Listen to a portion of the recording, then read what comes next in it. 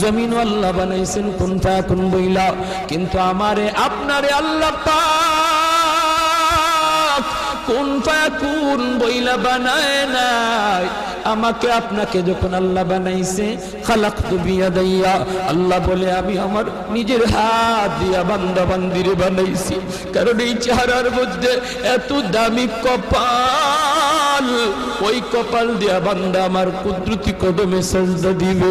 এই কপালটার এত দাম। এই কপাল কুন ফায়াকুন বললে হয় না, এই কপাল ফেরেশতাদের হাতে বানাইলেও হয় না, আমি আল্লাহ নিজের হাতে বানাইছি। আল্লাহ পাক কই আমি আল্লাহ দেখি জমিনে কেমন অন্যায় হয়, অত্যাচার কেমন জুলুম হয়, জমিনে কেমন অন্যায় হয়, অত্যাচার হয়, কেমন জুলুম হয়, কেমন গুনাহ হয়, আমি আল্লাহ দেখতেছি, আমি আল্লাহ দেখতেছি। আমার